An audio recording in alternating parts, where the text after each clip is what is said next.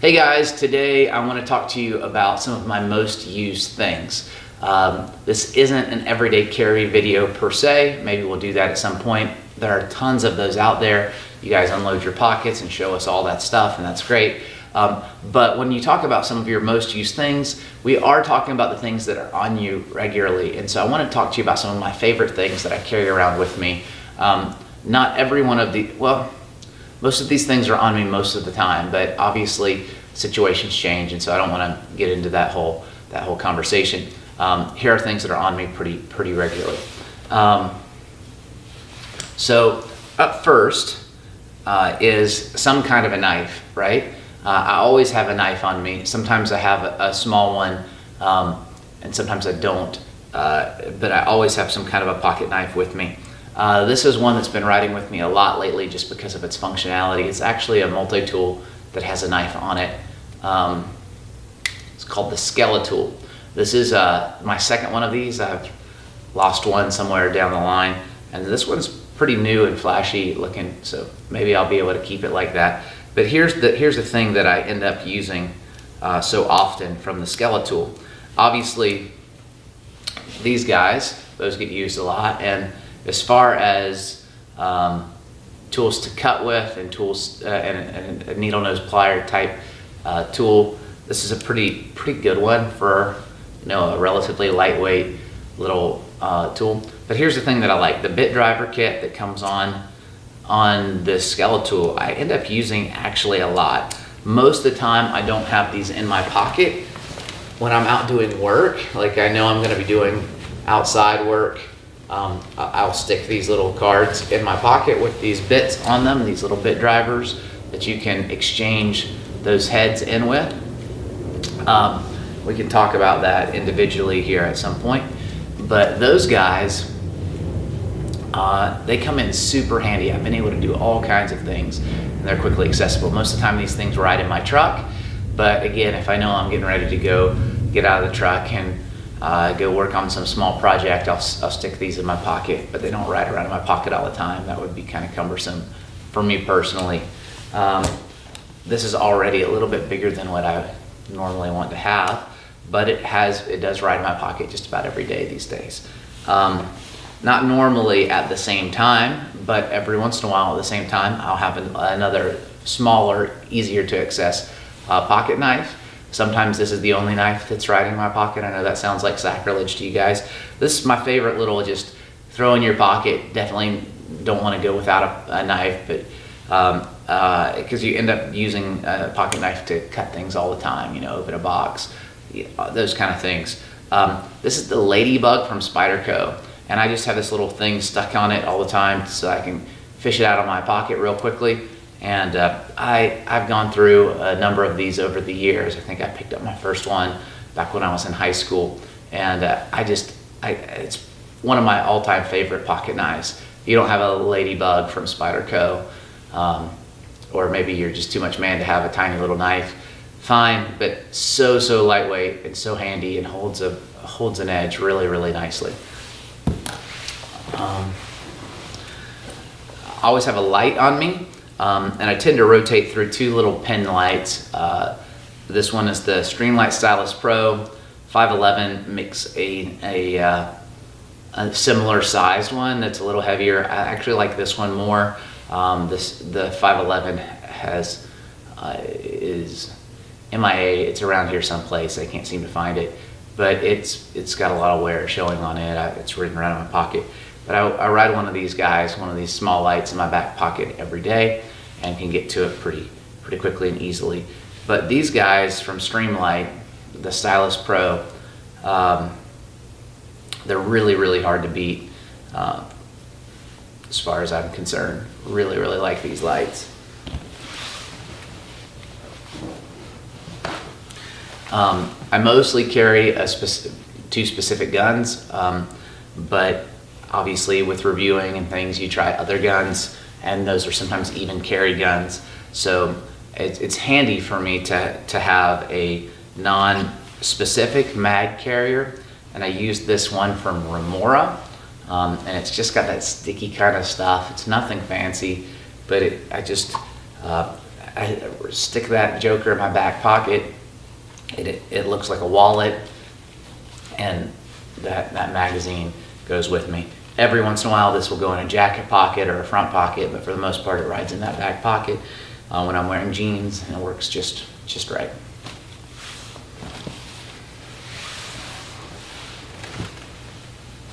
Okay, totally not typical for this kind of thing, but I'm one of those guys that's always looking for my wallet and keys, or used to be. And a couple years ago now, I was given a gift of a few of these tiles. If you don't know what a tile is, they actually make a thinner one now that's credit card size that goes in your wallet. Thinking about upgrading to that. If you've got an extra one, throw it to me. I'll be glad to. No, I'll pick one up. But I have these tiles on my keys and on my wallet, and I don't really haven't needed them for their truly lost thing. But what they've done is they've saved me tons and tons of time when I normally would look for 10 or 15 minutes because I couldn't remember where I laid them down around the house.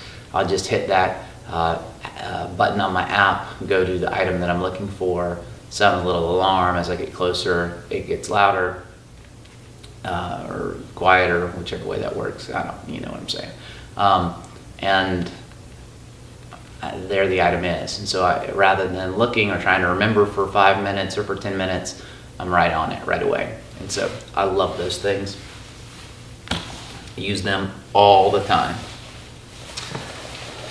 Let's see here. Yeah, there's the one on my keys. Yeah, and then I carry a gun. I typically carry a Glock 19 or Smith & Wesson Shield, depending on what I'm wearing that day. I also, in many occasions, will carry a backup gun that's typically just an old school Smith J frame on my ankle. That's what's comfortable for me. It used to always be a Glock 26, but in recent years it's been a Smith J frame.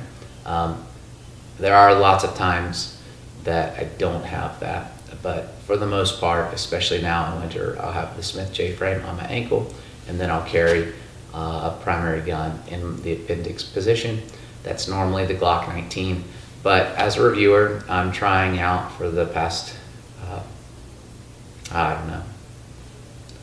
week or two, but the past week or two I've been trying out the SIG 320, P320, and so I have a new holster for it from Alpha Concealment, and so we'll take a look at that right now.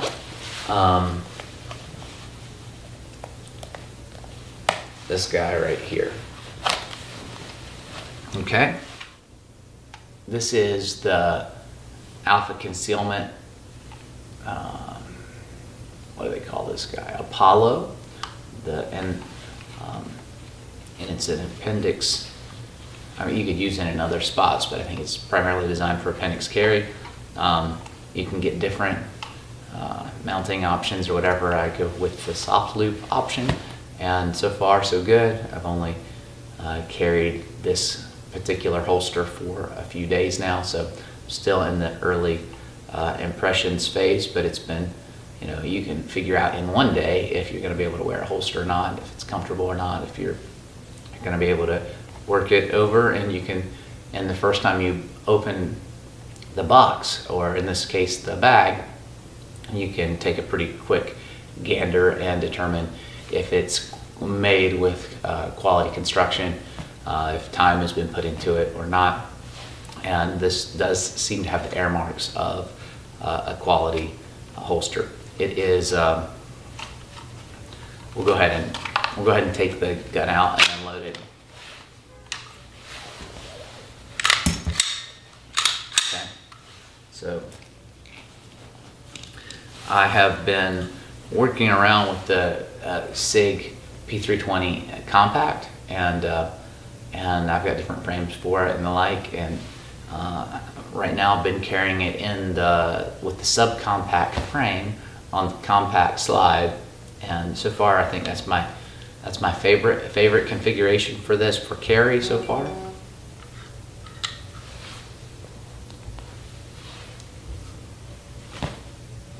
So anyway, we'll set that aside.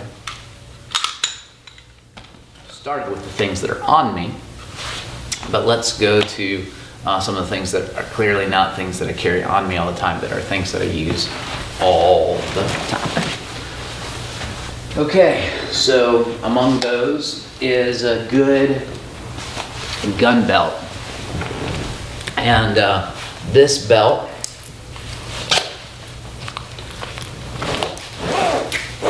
that I've been using for the past few months is from High Threat Concealment. It's their, I think they called it their everyday, either EDT, Everyday Tactical, or something like that. And it is like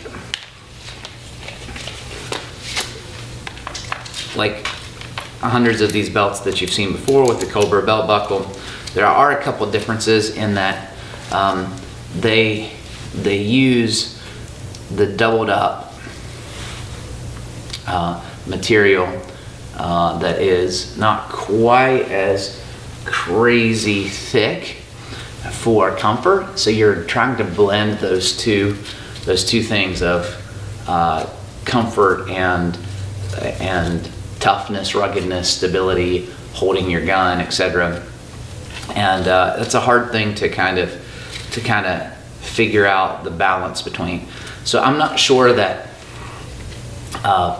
that this weight is going to be for everyone, but I do think that I like it, and it is comfortable, and I'm able to effectively conceal my holster without problem and keep it in the position that I want to. It just gives just enough play there, just enough movement. It's been built well, and I've been really happy with it, especially because in that appendix spot, you're able to, because you've got that, you don't have the thickness of what you have back here, but you've got it doubled over. I initially was concerned that that wouldn't hold the gun as well as I would need it to, but it's worked admirably. So a good gun belt is something that I would recommend for every one of you.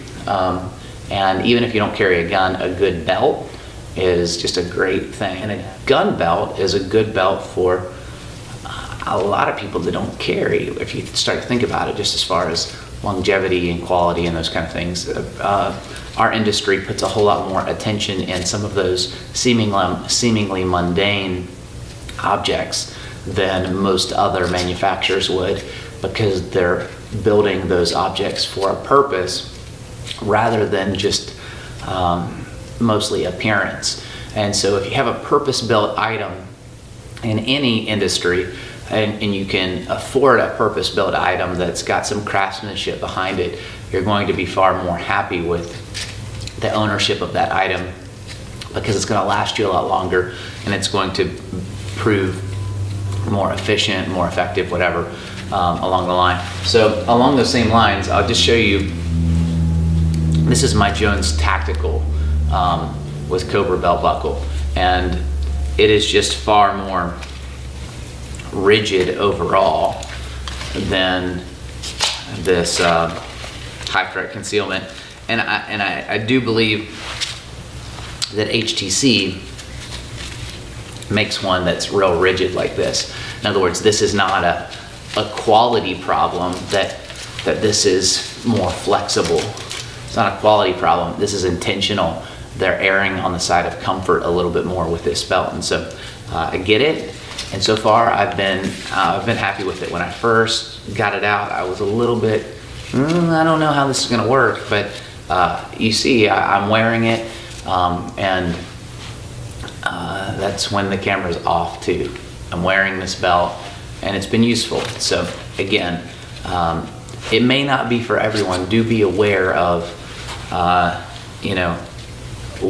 what you're looking at. I think if you carry in the kidney kind of position, you're probably not going to have any concern, because it's far more rigid around the back. But if you carry in the appendix position and you have, let's say you carry a full steel frame gun in the appendix position, which I don't know many people that do, but say you carry a really heavy gun, or maybe you have a lot of weight in your pants, you carry a lot of stuff in your pockets, so the belt in general has got more stress on it than normal, those kind of things. You might consider the more rigid option, but those are at the sacrifice of some comfort. So anyway, you kind of have to decide which one works for you. And High Threat Concealment, though, is a quality company, good stand-up people from everything that I can tell so far. And this product seems to be a good product from them. And I'm thankful that they've given me the opportunity to test out some of their gear. I appreciate that. That's the idea here. We're trying to give you advice about what you're going to do with your hard-earned money, and we're working hard to earn ours as well. And I take that really seriously. I'm a family man, and if I tell you I think something's good, it's because I think it's good. If I don't think it's good, I'm either going to not say anything about it, or I'm going to tell you, man, that thing, run, don't walk. Run, don't walk. If you come and ask me an opinion about some product, I'm going to tell you straight up what I think. So anyway, I've been really happy with this belt. It is a different concept when most of these manufacturers are talking about how do we make it the most rigid we possibly can. It's interesting to see someone take a slightly different look at the same kind of concept. Okay, so ears for the range. I use these Peltor Tactical 7 Classics, and they have been worn out. In fact, a friend named Mr. David Sapp, who was a guy that I met as was one of the guys that introduced me to competition shooting in East Tennessee. Mr. David Sapp gave me these, and so they're not just nice. In fact, he put these little marks on them, and they're not just nice. They're not just, but they have some sentimental value to me as well. And so I really like the Peltor Tactical 7 Classics. They're a little bit bulkier than I've got some other Peltors that are. Hang on. All right, so here are the Peltor Tactical 6S. The Peltor Tactical 6. These guys are readily available. I mean, you can even buy them in some Walmarts. I tell you, I like the form factor of these a lot. They're comfortable, but in my opinion, they don't hold a candle to the quality of these older models or maybe more expensive models. I've got one that goes out on me. The battery and they're a pain in the tail to change the batteries out on. You've got to take the whole earpiece off to replace the battery. If I'm not mistaken, I think that only one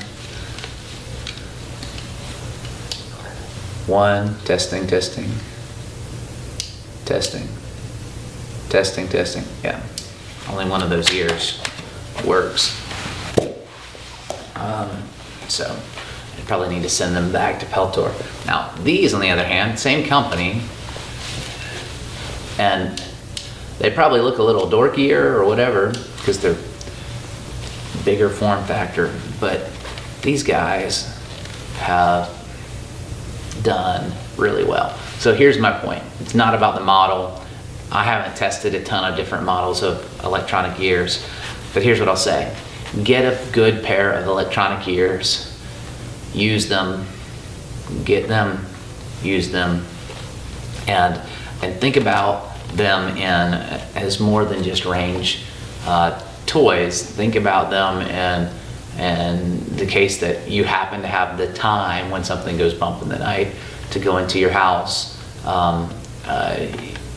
you're not going to restrict your hearing, but I don't know if you've ever shot a firearm in an enclosed space without Ear Pro on. It's deafening, and you want that to happen to a bad guy, not you.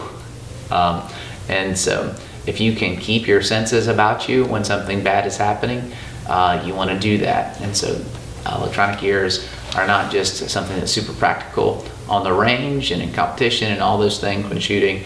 They're super practical for home defense as well, I think.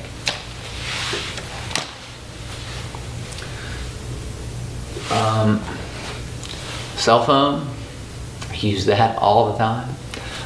Email, etc.